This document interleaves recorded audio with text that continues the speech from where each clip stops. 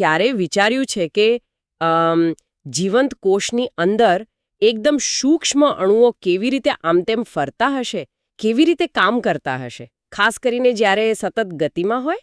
હા, એમને જોવાનો પ્રયાસ કરવો એ ખરેખર પેલું અંધારામાં વીજળીના ચમકારાને પકડવા જેવું છે. બરાબર. અત્યારની જે ટેકનોલોજી છે એ કાં તો એટલી ઝડપી નથી કે પેલી ગતિ પકડી શકે, અથવા તો પછી એટલી સ્પષ્ટ નથી હોતી. ખરું ને? બિલકુલ. આપણે નેનો જગતમાં છીએ, ખબર છે ને, જ્યાં બધું જ પલવારમાં બદલાય છે. અત્યાર સુધીની જે શ્રેષ્ઠ માઇક્રોસ્કોપી ટેકનિક છે એ પણ કાં તો સ્પીડ ચૂકી જાય છે અથવા તો ચિત્ર થોડુંક ધૂંધળું આપે છે. ખાસ કરીને જ્યારે કોષ જીવંત હોય અને શું કહેવાય એની અંદર બધી ક્રિયાઓ ચાલતી હોય ત્યારે. હા, ત્યારે જ ખરી મુશ્કેલી પડે. તો આજે આપણે એક એવી નવી તાજી ટેકનિક વિશે ઊંડાણપૂર્વક વાત કરવાના છીએ જે આ બંને પડકારોનો એટલે કે સ્પીડ અને સ્પષ્ટતાનો સામનો કરવાનું વચન આપે છે. અને આ માહિતી આવી છે ઇન્ડિયન ઇન્સ્ટિટ્યૂટ ઓફ સાયન્સ બેંગ્લોરના સંશોધકો તરફથી, જેમણે હમણાં જ એક સંશોધન પત્ર પ્રકાશિત કર્યો છે. હા, અને આ ટેકનિકનું નામ છે ઇવેન્ટ આધારિત સિંગલ મોલેક્યુલ લોકલાઇઝેશન માઇક્રોસ્કોપી. ટૂંકમાં કહીએ તો ઇવેન્ટ SMLM. Event SMLM. અને આપણો આજનો હેતુ એ સમજવાનો છે કે આ શું છે, આ કઈ રીતે કામ કરે છે અને જીવવિજ્ઞાન માટે આ શા માટે આટલી મોટી વાત ગણાય છે. બરાબર. કેવી રીતે આ આપણને નાની વસ્તુઓને વધુ સ્પષ્ટ રીતે અને વધુ ઝડપથી જોવામાં મદદ કરી શકે છે. તો ચાલો આ સ્ત્રોતમાં ઊંડા ઉતરીએ. ચાલો. તો શરૂઆત કરીએ હાલની પરિસ્થિતિથી. આપણી પાસે, જેમ તમે કહ્યું, સુપર રિઝોલ્યુશન તકનીકો તો છે જ. STD, PALM, STORM જેવી, જેણે આપણને નેનોમીટર સ્કેલ સુધી જોવાની ક્ષમતા આપી છે, એ વાત તો સાચી. હા, એમાં કોઈ શંકા નથી. એ તકનીકો ખરેખર ક્રાંતિકારી રહી છે. ખાસ કરીને પહેલા સ્થિર કોષોની રચના સમજવા માટે તો એ અદ્ભુત છે. પણ આપણે જે વાત કરી રહ્યા છીએ, જીવંત કોષની અંદર જે સતત ગતિશીલ પ્રક્રિયાઓ ચાલે છે, જેમ કે કોઈ પ્રોટીન એક જગ્યાએથી બીજી જગ્યાએ જાય કે પછી ભેગા થાય, હા, એ ગતિને પકડવામાં તકનીકો ઘણીવાર શું કહેવાય પાછી પડે છે. એમની ટેમ્પોરલ રિઝોલ્યુશન એટલે કે સમય સાથે તાલમેલ રાખવાની જે ક્ષમતા છે એ ઓછી હોય છે. એટલે એમ કહી શકાય કે સરસ ફોટો પાડે છે, પણ એકદમ ઝડપી વિડીયો બનાવવામાં થોડી તકલીફ પડે છે. ચોક્કસ. બરાબર એ જ. હવે નવી તકનીકો પણ આવી છે, જેવી કે મિનફ્લક્સ અને મિનસ્ટેડ. એમણે અવકાશી ચોકસાઈ એટલે કે સ્પેશિયલ પ્રિસિઝન તો ખૂબ વધારી દીધી છે. પણ જીવંત કોષોમાં જે પેલી ઝડપી ગતિશીલતા છે ને, એને પકડવી હજુ પણ એક મોટો પડકાર છે. અને અહીં જ ઇવેન્ટ્સ SLMM ચિત્રમાં આવે છે, કારણ કે એનો અભિગમ જ સાવ અલગ છે. ઓકે. અને એ અભિગમનો મુખ્ય આધાર છે ઇવેન્ટ કેમેરા. આ વળી શું નવી વસ્તુ છે? આપણા સામાન્ય કેમેરા કરતાં કઈ રીતે જુદો પડે? આપણા ફોનમાં કે લેબમાં જે કેમેરા હોય એ તો પ્રકાશ કેટલો તેજસ્વી છે એ માપે, બરાબર ને? હા, સામાન્ય કેમેરા જેમ કે CCD, EMCCD કે SCMOS એ દરેક પિક્સલ પર ચોક્કસ સમયગાળા માટે કેટલો પ્રકાશ પડ્યો એની કુલ માત્રા એટલે કે ઇન્ટેન્સિટી રેકોર્ડ કરે છે. અને પછી એ બધા પિક્સેલનો ડેટા ભેગો કરીને એક આખી ફ્રેમ કે ચિત્ર બનાવે. ઓકે. પણ ઇવેન્ટ કેમેરા આનાથી બિલકુલ અલગ રીતે કામ કરે છે. એ દરેક પિક્સેલ પર પ્રકાશની તેજસ્વીતામાં જે ફેરફાર થાય છે ને, ચેન્જ ઇન બ્રાઇટનેસ, ડેલ્ટા આઈ, ફક્ત એને જ નોંધે છે. ફેરફાર એટલે પ્રકાશ વધ્યો કે ઘટ્યો, બસ એટલું જ, આખું ચિત્ર નહીં. બરાબર. ફક્ત ફેરફાર. અને દરેક પિક્સેલ સ્વતંત્ર રીતે કામ કરે છે, અસુમેળ રીતે. અસુમેળ. હા, એ સિંક્રોનસલી. એટલે કે જ્યારે કોઈ પિક્સેલ પર પ્રકાશની તેજસ્વીતા એક નક્કી કરેલી મર્યાદા, એક થ્રેશોલ્ડ કમતા વધુ બદલાય, પછી ભલે તે વધે કે ઘટે, ત્યારે જ એ પિક્સેલ એક ઇવેન્ટ સિગ્નલ મોકલે છે. ઓહ, અને એ સિગ્નલમાં શું માહિતી હોય? મુખ્યત્વે 3 વસ્તુઓ. એક તો એ પિક્સેલનું સ્થાન, XY કોઓર્ડિનેટ્સ. બીજું, એ ફેરફાર કયા સમયે થયો, T, અને એ પણ માઇક્રોસેકન્ડની ચોકસાઈથી. અને ત્રીજું, ફેરફારની દિશા એટલે કે પોલેરિટી P. તેજસ્વીતા વધી કે ઘટી. ઓકે. તો આ ફક્ત ફેરફારો જ રેકોર્ડ કરે. આનો ફાયદો શું? એનાથી આપણને શું મળે? અરે, આના જબરદસ્ત ફાયદા છે. પહેલો અને સૌથી મોટો ફાયદો સમયની ચોકસાઈ. કારણ કે એ સતત આખી ફ્રેમ નથી બનાવતો, પણ ફેરફાર થતાં તરત જ નોંધે છે. એનું ટેમ્પોરલ રિઝોલ્યુશન અકલ્પનીય રીતે ઊંચું છે, માઇક્રોસેકન્ડના સ્તરે. માઇક્રોસેકન્ડ? વાહ! બીજું, જ્યારે કોઈ વસ્તુ ગતિમાં હોય ત્યારે સામાન્ય કેમેરામાં પેલું મોશન બ્લર આવી જાય, બરાબર? અહીં એ લગભગ શૂન્ય હોય છે, કારણ કે સમય બહુ જ નાનો છે. હા, એ તો મોટી વાત કહેવાય. અને ત્રીજું વિચારો, ફક્ત એ જ પિક્સેલ ડેટા મોકલે છે જ્યાં ફેરફાર થયો છે. બાકીના શાંત બેઠા રહે. આનાથી ડેટાનું પ્રમાણ ઘણું ઓછું થઈ જાય છે. ડેટા સ્પાર્સ હોય છે, એટલે કે છૂટો છવાયો. આનાથી પ્રોસેસિંગ પણ ઝડપી બને છે અને સ્ટોરેજ ઓછું જોઈએ. ઓકે. માઇક્રોસેકન્ડ રિઝોલ્યુશન, બ્લર નહીં અને ઓછો ડેટા ખરેખર પ્રભાવશાળી છે. પણ તો પછી આ અનોખા કેમેરાનો ઉપયોગ પેલું સિંગલ મોલેક્યુલ લોકલાઇઝેશન માટે કેવી રીતે થાય? SMLMમાં તો આપણે અણુઓને બ્લિંક કરાવીએ છીએ અને એમનું કેન્દ્ર શોધીએ છીએ, ખરું ને? હા, અને અહીં જ ઇવેન્ટ કેમેરાની પેલી જબરદસ્ત સ્પીડ કામે લાગે છે. વિચારો કે એક અણુ થોડા મિલિસેકન્ડ માટે બ્લિંક કરે છે, એટલે કે ચમકે છે, અને પછી બંધ થઈ જાય છે. સામાન્ય કેમેરા શું કરશે? એ આખા બ્લિંક દરમિયાન કદાચ એક જ ચિત્ર લેશે, જે કદાચ થોડુંક બ્લર પણ થયેલું હોય. પણ ઇવેન્ટ કેમેરા એટલો બધો ઝડપી છે કે એ એક જ બ્લિંક દરમિયાન પ્રકાશ ફેંકાવાની જે ઘટના છે એના ઘણા બધા અત્યંત ટૂંકા સ્નેપશોટ પકડી શકે છે. એક જ બ્લિંકમાં ઘણા બધા સ્નેપશોટ, જાણે આપણે કોઈ વસ્તુને સ્લો મોશનમાં જોતા હોઈએ એવું કંઈક. કંઈક અંશે એવું જ. સંશોધકો આ ટૂંકા ગાળાના સ્નેપશોટ્સને ટેકનિકલ ભાષામાં temporal point spread function TPSF કહે છે. પણ સરળ ભાષામાં કહીએ તો એક બ્લિંક દરમિયાન અણુ ક્યાં છે એના ઘણા બધા નાના સમય સાથે જોડાયેલા પુરાવા મળે છે. ઓકે. ધારો કે એક અણુનું બ્લિંક 30 મિલિસેકન્ડ ચાલે છે, તો ઇવેન્ટ SMLM કદાચ દર 3 મિલિસેકન્ડે આવા પુરાવા ભેગા કરી શકે છે. એટલે એક બ્લિંકમાં 10 જેટલા TPSFs. વાહ! પછી આ બધા નાના પુરાવાઓ એટલે કે TPSFsનું શું કરવાનું? એમાંથી અણુનું પેલું ચોક્કસ સ્થાન કેવી રીતે મળે છે? તો દરેક આવા નાના TPSF સ્નેપશોટમાંથી અણુનું કેન્દ્ર એટલે કે સેન્ટ્રોઇડ શોધી શકાય છે. હવે આપણી પાસે એક જ બ્લિંકમાંથી મળેલા આવા ઘણા બધા કેન્દ્રો છે જે સમયમાં અલગ-અલગ બિંદુએ નોંધાયા છે. હા. આ બધા કેન્દ્રો જાણે અણુની એ બ્લિંક દરમિયાનની ક્ષણિક સ્થિતિઓ દર્શાવે છે. હવે સંશોધકો શું કરે છે કે આ બધા કેન્દ્રોના સમૂહ પર ગાણિતિક રીતે એક વર્તુળ ફિટ કરે છે. વર્તુળ? શા માટે વર્તુળ?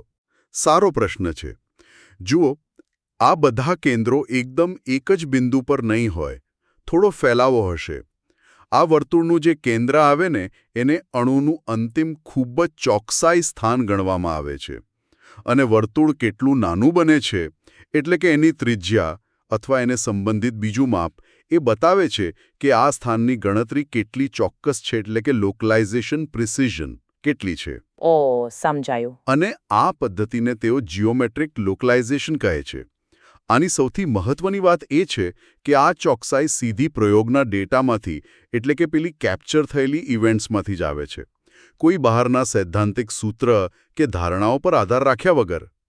એમ કહી શકાય કે ડેટા પોતે જ પોતાની ચોકસાઈ નક્કી કરે છે. એટલે કે ડેટા બોલે છે. અને તમે કહ્યું હતું કે આનાથી અવાજ, નોઇઝ અને પેલી પૃષ્ઠભૂમિ, બેકગ્રાઉન્ડ, સિગ્નલમાં પણ ઘટાડો થાય છે. એ કેવી રીતે? હા, કારણ કે ઇવેન્ટ કેમેરા મુખ્યત્વે ફેરફાર પર ધ્યાન આપે છે. જે પૃષ્ઠભૂમિનો પ્રકાશ સ્થિર છે, જેમાં બહુ ફેરફાર નથી થતો, એને એ મોટે ભાગે અવગણે છે. એનું ધ્યાન મુખ્યત્વે અણુના બ્લિંક થવાથી જે તેજસ્વીતામાં અચાનક ફેરફાર થાય છે એના પર જ રહે છે. આનાથી સિગ્નલ ટુ નોઇઝ રેશિયો કુદરતી રીતે જ સુધરે છે. આ સિદ્ધાંત તો ખરેખર બહુ રસપ્રદ અને શું કહેવાય, ક્રાંતિકારી લાગે છે. પણ શું આ બધું ફક્ત કાગળ પર છે કે વાસ્તવિક દુનિયામાં પણ કામ કરે છે? સંશોધકોએ આને પ્રાયોગિક રીતે સાબિત કર્યું છે? ચોક્કસપણે. એમણે ખાલી સિદ્ધાંત નથી આપ્યો, પણ પ્રયોગો કરીને બતાવ્યું છે. પહેલાં તો એમણે એ ખાતરી કરવા માટે કે ઇવેન્ટ કેમેરા ખરેખર ફેરફારો જ પકડે છે કે નહીં, એક સરળ પ્રયોગ કર્યો. એમણે એક લેઝર બીમને ચાલુ બંધ કર્યો અને એ પ્રકાશને ઇવેન્ટ કેમેરા અને સામાન્ય EMCCD કેમેરા બંને પર ઝીલ્યો. અને શું જોવા મળ્યું? પરિણામ એકદમ સ્પષ્ટ હતું. પેલો EMCCD કેમેરો એ તો જ્યારે લેઝર ચાલુ હતું ત્યાં સુધી સતત સિગ્નલ આપતો રહ્યો, પણ ઇવેન્ટ કેમેરાએ ફક્ત 2 જ વાર સિગ્નલ આપ્યા. એકવાર જ્યારે લેઝર ચાલુ થયું, રાઇઝિંગ એજ, અને બીજી વાર જ્યારે લેઝર બંધ થયું, ફોલિંગ એજ. વચ્ચેના સમયમાં કોઈ સિગ્નલ નહીં. આનાથી સાબિત થયું કે એ ખરેખર ફેરફાર પ્રત્યે સંવેદનશીલ છે. ઓકે, એટલે કેમેરા તો બરાબર કામ કરે છે, પણ પછી અણુઓ પર શું પરિણામ મળ્યું? પેલું લોકલાઇઝેશન કેટલું ચોક્કસ થયું? હા, એ જ મુખ્ય વાત છે. પછી એમણે સાઇથ્રી નામની એક જાણીતી ફ્લોરોસેન્ટ ડાય લીધી અને એના એકલ અણુઓ પર ઇવેન્ટ SLM ટેકનિક વાપરી, અને પરિણામો ખરેખર પ્રભાવશાળી હતા. ફક્ત 3 મિલિસેકન્ડના અત્યંત ટૂંકા સમયમાં ઇવેન્ટ્સ ભેગી કરીને એમણે સરેરાશ 4.6 નેનોમીટર NM ની લોકલાઇઝેશન ચોકસાઈ મેળવી. 4.6 નેનોમીટર? આ તો બહુ જ નાનું કહેવાય. સરખામણી માટે એ જ પ્રયોગમાં જો સામાન્ય SLM પદ્ધતિ વાપરી હોત તો કેટલી ચોકસાઈ મળત? એમણે એ પણ કર્યું. એ જ સેટઅપમાં સામાન્ય SLM એટલે કે EMCCD કેમેરા વાપરીને લગભગ 34.6 નેનોમીટરની ચોકસાઈ મળી. ઓહો, 34.6 nm ની સામે 4.6 nm, એટલે કે ઇવેન્ટ SMLM લગભગ 7 ગણું વધુ ચોક્કસ હતું. હા, બરાબર. લગભગ 7 ગણો સુધારો. 7 ગણો સુધારો. આ તો ફક્ત સ્થાનની એટલે કે સ્પેસની વાત થઈ. તમે શરૂઆતમાં કહ્યું હતું કે આ ટેકનિક સમયમાં પણ વધુ સારી છે. શું આ બંને વસ્તુ, સ્થાન અને સમય, બંનેમાં કેટલું સારું પ્રદર્શન છે એ માપવાની કોઈ રીત છે? હા, એના માટે સંશોધકોએ એક નવો માપદંડ વાપર્યો છે, જેને એ લોકો PAR પાર્ટિકલ રેઝોલ્યુશન કહે છે.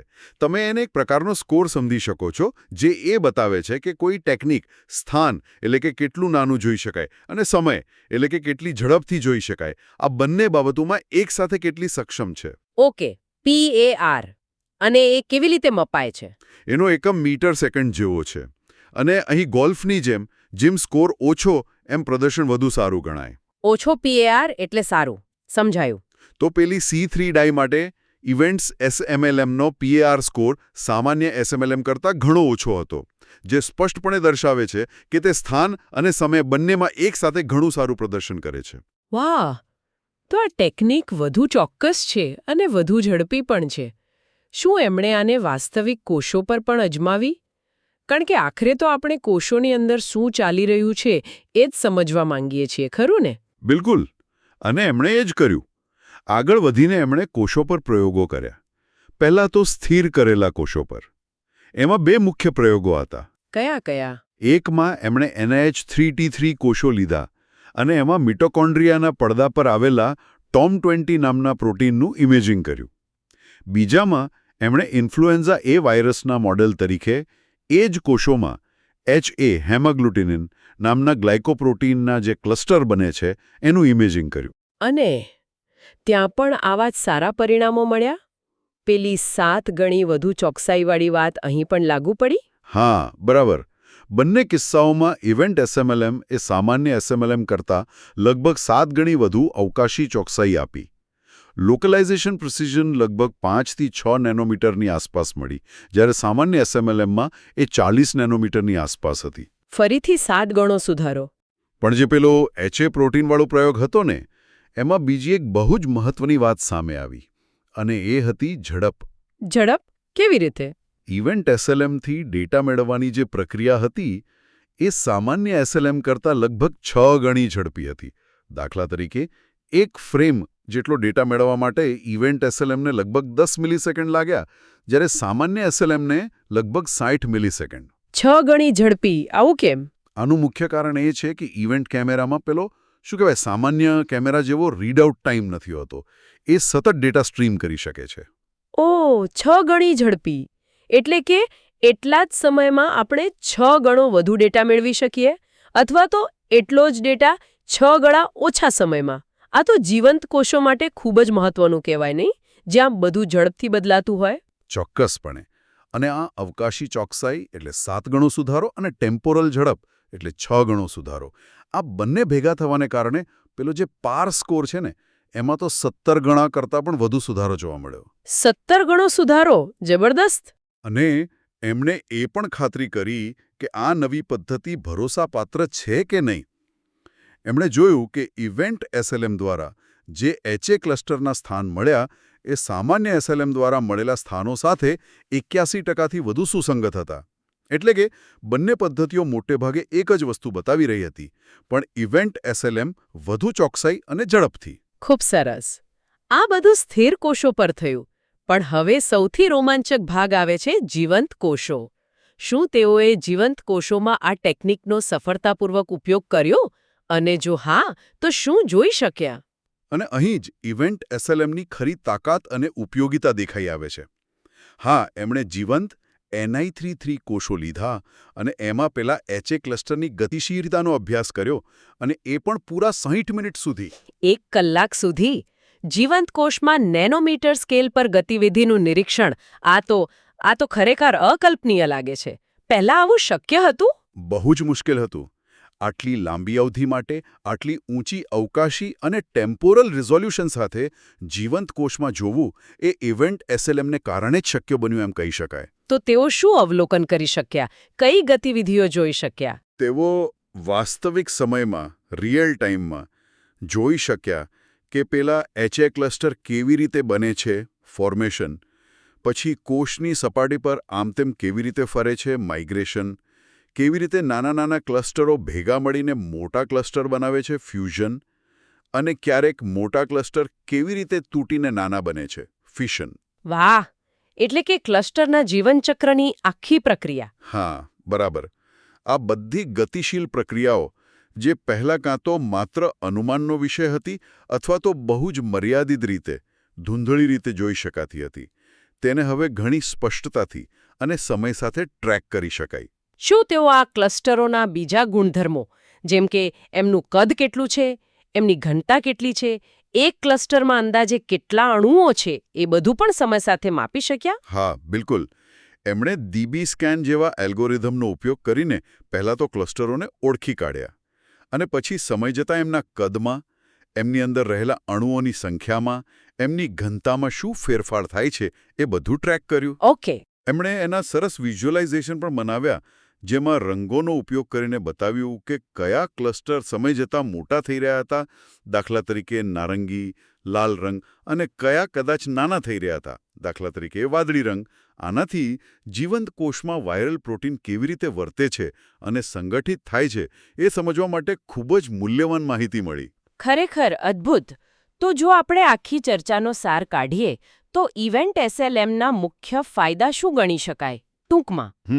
મુખ્ય ફાયદાઓને ટૂંકમાં ગણાવીએ તો, પહેલું, અભૂતપૂર્વ સ્પેસ ટાઈમ રિઝોલ્યુશન, એટલે કે સ્થાનમાં નેનોમીટર અને સમયમાં માઇક્રોસેકન્ડની ચોકસાઈ એકસાથે મળે છે, જે ખૂબ નીચા એટલે કે સારા PR સ્કોરમાં દેખાય છે. બરાબર. બીજું, વધુ વિશ્વસનીય લોકલાઇઝેશન. પેલી જીઓમેટ્રિક લોકલાઇઝેશન પદ્ધતિને કારણે જે ડેટા પર જ આધાર રાખે છે, સૈદ્ધાંતિક ધારણાઓ પર ઓછો આધાર રાખે છે અને વધુ ચોક્કસ પરિણામ આપે છે. હા. ત્રીજું, ઓછો ઘૂંઘાટ. ઇવેન્ટ આધારિત હોવાને કારણે પૃષ્ઠભૂમિ સિગ્નલ અને અવાજ કુદરતી રીતે જ ઓછા થઈ જાય છે. ચોથું, ઝડપી ઇમેજિંગ. ડેટા મેળવવાની પ્રક્રિયા ઘણી ઝડપી છે, જે આપણને ઝડપી પ્રક્રિયાઓ પકડવા દે છે. અને છેલ્લું પણ કદાચ સૌથી મહત્વનું, અને પાંચમું અને સૌથી મોટો ફાયદો, જીવંત કોષ ગતિશીલતાનું અવલોકન કરવાની ક્ષમતા. જીવંત કોષોમાં અત્યંત ઝડપી અને સૂક્ષ્મ જૈવિક પ્રક્રિયાઓને વિગતવાર જોવાની જે શક્યતા ખુલી છે એ આ ટેકનિકનો મુખ્ય ફાળો છે. તો આજે આપણે ઇવેન્ટ એસએલએમ વિશે જાણ્યું, એક એવી નવી માઇક્રોસ્કોપી ટેકનિક જે બે મુખ્ય વિચારો ઇવેન્ટ કેમેરા અને જીઓમેટ્રિક લોકલાઇઝેશનનો ઉપયોગ કરીને આપણને જીવંત કોષોની અંદર અભૂતપૂર્વ ઝડપ અને સ્પષ્ટતાથી જોવાની ક્ષમતા આપે છે. હા, આપણે જોયું કે તે કેવી રીતે કામ કરે છે અને પ્રાયોગિક રીતે તેણે કેવી રીતે ઉત્કૃષ્ટ પરિણામો આપ્યા છે, ખાસ કરીને જીવંત કોષોની અંદર ચાલતી ગતિવિધિઓના અભ્યાસમાં. અને આનું મહત્વ શું છે? ભવિષ્યમાં આનાથી શું ફરક પડી શકે છે? જો, આ ટેકનિકમાં જીવવિજ્ઞાનના ઘણા ક્ષેત્રોમાં ક્રાંતિ લાવવાની પૂરી ક્ષમતા છે. તે આપણને એવી જૈવિક ઘટનાઓને ક્રિયામાં જીવંત જોવાની તક આપે છે જે અત્યાર સુધી આપણી નજરથી છુપાયેલી હતી, કારણ કે કાં તો તે ખૂબ ઝડપી હતી અથવા ખૂબ નાની હતી. અને જેમ જેમ ભવિષ્યમાં ઇવેન્ટ કેમેરા વધુ સારા બનશે, વધુ સંવેદનશીલ બનશે અને કદાચ ફ્લોરોસન્ટ પ્રોબ્સ પણ વધુ સારા આવશે, તેમ તેમ આ ટેકનિકની ક્ષમતા પણ વધતી જશે. સંશોધકો આશા રાખે છે કે ભવિષ્યમાં કદાચ 1 PR કરતાં પણ ઓછું રિઝોલ્યુશન શક્ય બને. 1 PR થી પણ ઓછું? એ તો ખરેખર નેનોસ્કેલ પર રિયલ ટાઈમ મૂવી જોવા જેવું થશે. આના પરથી એક વિચાર આવે છે જેના પર આપણા શ્રોતાઓ મનન કરી શકે છે. જરૂર. કે આ જે નવી દ્રષ્ટિ મળી છે, આ જે નવો કેમેરો મળ્યો છે, એનાથી હવે બીજી કઈ જૈવિક પ્રક્રિયાઓના રહસ્યો ઉકેલી શકાશે? એવી કઈ વસ્તુઓ છે જે અત્યાર સુધી આપણી સમજની બહાર હતી, પણ હવે કદાચ આપણે એને જોઈ શકીશું? બહુ સારો પ્રશ્ન છે. કદાચ કોષની અંદર વાયરસ કેવી રીતે ઘૂસે છે એની ક્ષણની વિગતો, અથવા પ્રોટીન એકબીજા સાથે કેવી રીતે અને કેટલી ઝડપથી જોડાય છે અને છૂટા પડે છે, કે પછી આપણા મગજના જે ચેતાકોષો છે એમાં સંદેશાઓ કેવી રીતે વહે છે, એની વધુ ઊંડી સમજ. શક્યતાઓ ખરેખર અનંત અને રોમાંચક છે. હા, શક્યતાઓ ખરેખર રોમાંચક છે. આના પર વિચાર કરવા જેવું છે.